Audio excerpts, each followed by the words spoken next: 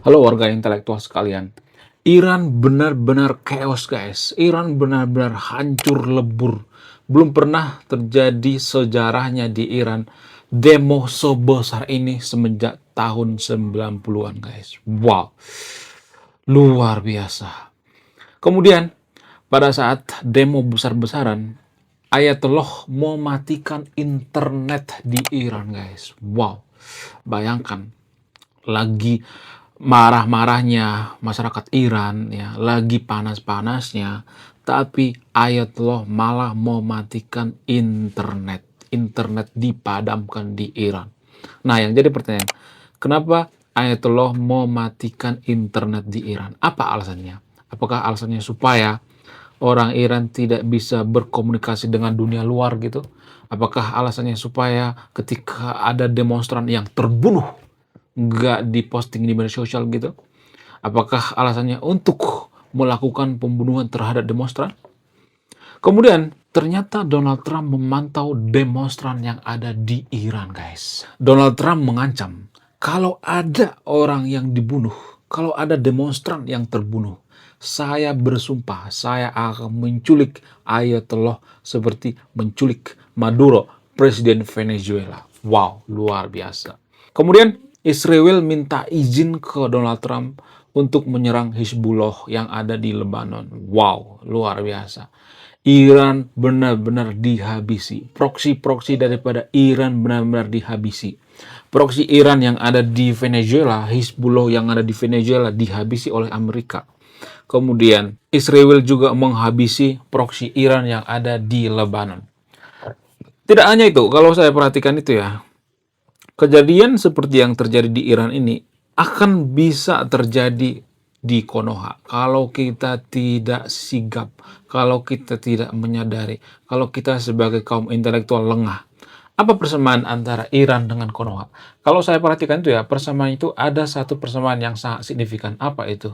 Masyarakatnya sama-sama mabuk agama. Iran juga sekarang ini banyak masyarakat Iran yang mabuk agama. Sehingga apa? Sehingga mereka terobsesi dengan negara agama. Sehingga terobsesi dengan negara berlandaskan agama. Lalu bagaimana dengan Konoha? Apakah Konoha akan seperti itu? Menurut saya, Konoha juga akan.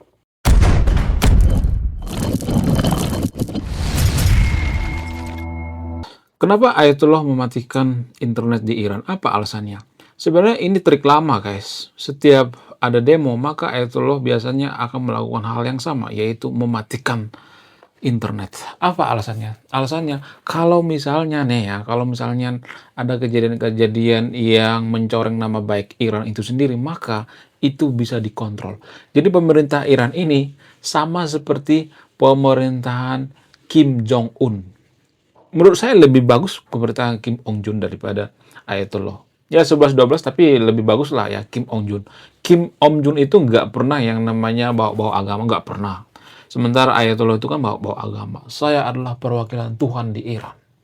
Saya perpanjangan Tuhan. Apa yang saya lakukan itu kehendak daripada Tuhan. Sehingga apa? Sehingga Ayatollah ini bisa semena-mena terhadap rakyatnya. Bisa semena-mena mematikan internet. Bisa semena-mena korupsi gila-gilaan. Bayangkan, Ayatollah ini punya kekayaan ribuan triliun guys. Padahal gajinya nggak seberapa. Bayangkan dia punya harta triliunan guys, ya, ribuan triliun. Wow, gila banget. Dari mana hartanya kalau tidak menggarong ya kan? Masa pemimpin spiritual Iran, masa sekelas presiden bisa punya harta 1.000 triliun? Nggak masuk akal. Itu nggak masuk akal guys ya. Nggak bisa diterima dengan akal kambing sekalipun ya. Jangankan akal manusia. Ya, akal kambing sekalipun itu tidak bisa diterima dengan baik ya. Kemudian kenapa Ayatullah ini mematikan internet? Ada berbagai faktor ya. Faktor yang pertama tadi itu ya kalau ada kejadian-kejadian yang mencoreng nama baik Iran itu sendiri bisa diredam, tidak diposting di media sosial, tidak dilaporkan pada Mr. Donald Trump. Itu akan menjadi alasan daripada Mr. Donald Trump menginvasi Iran. Sehingga Ayatollah mengantisipasi ini ya. Sebelumnya juga ketika Israel menyerang Iran, internet juga dimatiin. Apa alasannya? Ya alasannya sama seperti sekarang ini. Untuk menghindari ya kalau ada kejadian yang mencoreng nama baik Iran itu sendiri ya. Supaya demonstran-demonstran itu dibungkam, mulutnya dibungkam ya. Sama seperti di Konoha ya. Di Konoha juga seperti itu. Ya, demonstran di Konoha itu sebenarnya dibungkam guys. Mulutnya ditutupi kalau kita sadar. Caranya gimana? Caranya dengan menyogok para buzzer-buzzer ya. Jadi waktu demo kemarin tanpa Anda sadari ya, intelijen bermain di Konoha. Ya mereka ya merekrut para influencer-influencer ya. Mereka merekrut influencer-influencer yang ada di internet seperti TikTokers ya, YouTubers dan lain sebagainya. Tergantung follower ya. Semakin tinggi followernya maka semakin tinggi bayarannya. Itu anti kritik guys. Itu menutup mulut kita ya. Jadi walaupun digaji itu bentuk daripada anti kritik ya. Influencer-influencer itu digaji dari mana gaji mereka itu? Dari pajak kita, dari pajak masyarakat. Itulah ya jahatnya pemimpin yang suka mengkritik warganya kalau demonstrasi ya. Sama seperti di Iran. Iran juga seperti itu kok ya. Internet dimatikan. Di Konoha juga kan pernah kan internet dimatiin. Ya nggak sih? Sering gitu sebenarnya. TikTok dimatiin, pernah tuh ya. Jadi menurut saya ini sangat-sangat berbahaya sekali. PBB harus turun tangannya. PBB harus turun tangan menghadapi yang namanya Iran. Jadi banyak tuh warga Konoha mengatakan PBB itu berpihak pada Amerika, PBB itu berpihak pada Eropa. Enggak. Buktinya di Iran internet dimatiin. Itu melawan PBB guys. Ya jangan berpikir bahwa PBB itu hanya pro terhadap Barat, jangan ya. Internet dimatiin itu melawan aturan PBB.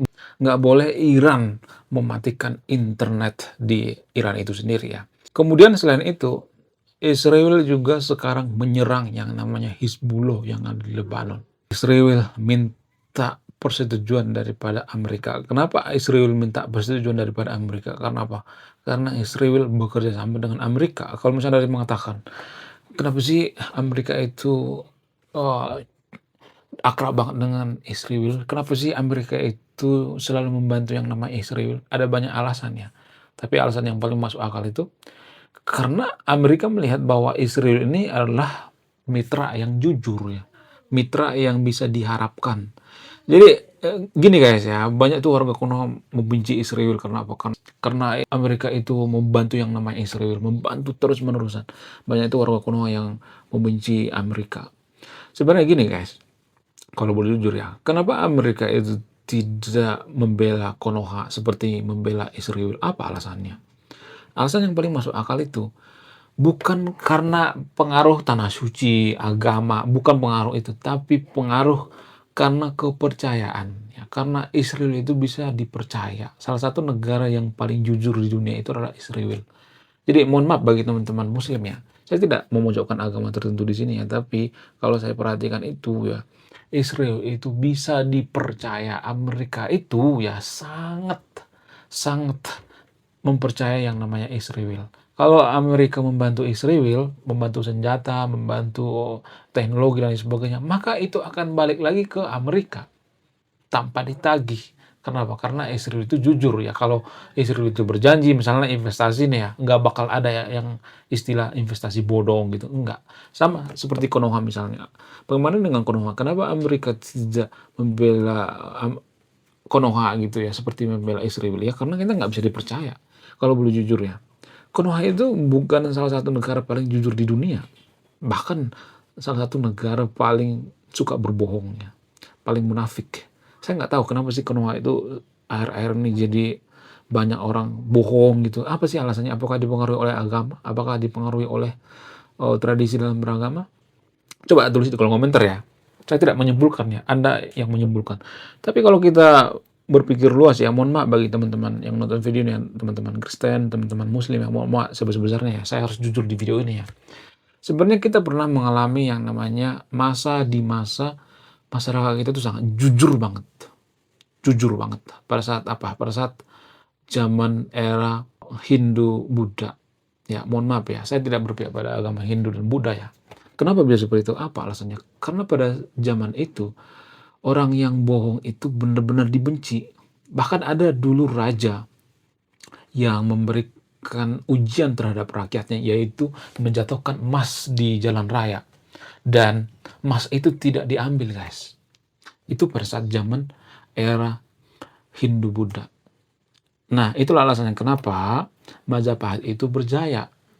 Itulah alasannya kenapa Sriwijaya itu sangat-sangat berjaya. Kenapa? Karena dilandasi oleh kejujuran. Pemimpinnya jujur ya, kemudian pemerintahannya jujur, masyarakatnya percaya. Jadi kejujuran itu paling utama, guys. Kenapa Amerika ya, membela mati-matian Israel? Karena Israel itu jujur. Kalau dia ngomong A ya A ya. Nggak pernah tuh ya sejarahnya seperti Konoha ya. Konoha itu kan kalau ngomong A yang dilakukan B. Kita tuh bangsa yang munafik, guys. Nggak percaya? Cek data. Justru Kementerian Agama di Konoha itu adalah kementerian paling korup, salah satu paling korup, nomor 2 paling korup di Konoha, tanpa kita sadari. Kenapa bisa seperti itu? Apa alasannya? Ya dipengaruhi oleh tradisi agama lah. Ya, perbedaan zaman Hindu-Buddha dengan sekarang ini, kalau boleh jujur ya, itu perbedaannya sangat signifikan sekali. Ya, agama mempengaruhi, guys. Jadi dalam agama Hindu-Buddha itu nggak boleh berbohong. Ada hukum karma. Ya, sementara kalau sekarang ini dalam agama si paling mayoritas kalau kita perhatikan itu kalau misalnya berbohong, ya korupsi, dosa dan lain sebagainya, nanti kan dihukumnya di akhirat, bukan di dunia. Ini dua hal yang berbeda ya. Ini sangat penting, guys. Ya, Anda beruntung ya, menonton video ini ya. Bukan saya yang beruntung, Anda lah ya. Karena saya nggak butuh AdSense ya. Mohon maaf ya, bukan berarti saya tidak butuh subscriber ya. Tapi mohon maaf sebesar-besarnya saya sudah berkecukupan ya. Kenapa saya open kamera? Apa alasannya? Karena ada waktu luang saya. Jadi waktu luang saya ini yang saya manfaatkan bikin video. Daripada saya nongkrong-nongkrong gak jelas, saya bikin video. Daripada nongkrong-nongkrong sama teman-teman saya sampai larut malam, mending saya bikin video. 2 jam atau 1 jam saya bikin video. Itu sangat bermanfaat ya. Itulah alasannya kenapa saya tidak pernah ngemis-ngemis subscriber. Saya tidak pernah nyuruh subscribe ya kan. Karena apa? Karena saya sudah berkecukupan. Saya nggak butuh duit dari AdSense YouTube ya. Jadi gini guys, kalau saya perhatikan itu ya, perbedaan tradisi dalam beragama zaman Hindu-Buddha itu dengan zaman sekarang. Zaman Hindu-Buddha itu, kalau kita melakukan kesalahan, kita menerimanya di dunia. Karma. Karma itu kan di dunia, bukan di akhirat. Sementara sekarang ini di Konoha, ya, kita melakukan kesalahan itu kita menerimanya di akhirat. Jadi ada istilah entar dulu. Kalau dalam agama Hindu-Buddha itu nggak ada entar dulu. Kita menerimanya di dunia. Kalau kita korupsi, kita karma di dunia. Sehingga banyak orang yang takut melakukan kejahatan. Jadi mohon maaf sebesar-besarnya bagi teman-teman muslim ya. Jauh lebih bagus moral kita pada saat agama Hindu-Buddha daripada agama sekarang ini. Mohon maaf sebesar-besarnya bagi teman-teman muslim ya. Saya harus jujur ya. Saya harus mengakui itu. Jauh lebih bagus moral kita. Lebih jujur daripada sekarang ini. Ya, bayangkan Majapahit itu beratus-ratus tahun, berabad-abad. Sriwijaya berabad-abad bisa bertahan. Sementara Konoha sekarang ini, ya Menteri Agama korupsi guys. Yakult korupsi. Bayangkan. Gimana kita sampai bisa beribu-ribu tahun coba. Konoha nggak bakal bisa sampai 300 tahun gitu berdiri. Enggak. Pasti bubar ya. Mohon maaf ya. Saya tidak menginginkan bubar Konoha ya. Tapi kalau begini terus ya, kita tidak ada kejujuran ya. Maka kita tidak akan bisa menjadi negara maju. Ya, buktinya Timur Leste udah pisah tuh. Aceh. Ya, minta pisah dari Konoha, ngotot. Kemudian Papua. Kenapa mereka minta pisah? Apa alasannya? Ya karena Konoha nggak jadi negara maju. Buat apa kita nongkrong di Konoha ya kan? Buat apa kita tongkrongin Konoha? Buat apa kita mempertahankan Konoha kalau nggak jadi negara maju ya? Tapi disclaimer on ya, ini menurut keyakinan saya. Menurut keyakinan saya, Konoha itu pasti bubar. Cepat atau lambat. Kenapa? Karena Konoha tidak bisa menjadi negara maju. Kenapa Konoha tidak bisa menjadi negara maju? Apa alasannya? Karena kita bukan bangsa yang jujur. Ya, sehingga investor-investor dari luar takut berinvestasi di negara kita. Ya, kenapa negara kita tidak jujur? Apa alasannya? Karena dipengaruhi oleh tradisi dalam beragama. Tradisi dalam beragama kita itu konon katanya, menurut keyakinan saya, ya bisa berbohong dalam 3 hal. Dan ini sangat-sangat berbahaya sekali. Kemudian koruptor-koruptor di Konoha itu juga berpikir, kalau saya bangun rumah ibadah, nanti dosa saya kehapus. Kalau saya pergi ke tanah suci, dosa saya kehapus. Itu mempengaruhi guys, mempengaruhi kemajuan bangsa kita tanpa kita sadari. Kenapa kita tidak maju-maju? Berarti ada yang salah dengan pola pikir kita, ada yang salah dengan tradisi dalam beragama kita. Ya, kenapa saya menghubungkan dengan agama? Apakah karena saya julid dengan agama? No. Karena banyak keputusan kita sehari-hari itu dipengaruhi oleh agama. Eropa maju itu dipengaruhi oleh apa? Dipengaruhi oleh agama juga. Selain filsuf Yunani. Apa itu? Semangat Protestanisme. Eropa itu dipengaruhi oleh semangat Protestanisme, guys. China itu dipengaruhi oleh apa?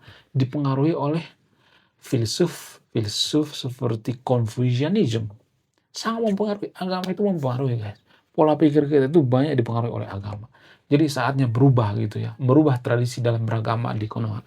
Kemudian bagaimana dengan Konoha? Apakah Konoha akan sama seperti Iran gitu ya, hancur lebur berantakan? Apakah ada mengarah ke sana? Menurut keyakinan saya bisa aja. Cuman yang menyelamatkan Konoha itu sebenarnya Islam Nusantara. Ya, Islam Nusantara lah salah satunya yang menyelamatkan Konoha. Kenapa saya mengatakan Islam Nusantara ini menyelamatkan Konoha? Walaupun sekarang Islam Nusantara itu sudah mulai tergerus ya. Kenapa? Karena Islam Nusantara itu bersinkronitas dengan agama Hindu-Buddha. Ya. Jadi kalau Anda perhatikan, mohon maaf ya, di pesantren-pesantren itu ada budaya feodal, itu dipengaruhi oleh budaya daripada Hindu-Buddha. Ya, ada kelebihan dan kekurangannya. Kelebihan mereka, kelebihan daripada Islam Nusantara, terutama NU, ya kalau saya perhatikan itu, lumayan toleransi lah ya. Nggak semuanya intoleran ya. Saya harus mengakui itu ya. Lumayan toleransi ya. Sama seperti Pak Gus Dur misalnya. Gus Dur kan toleransi ya.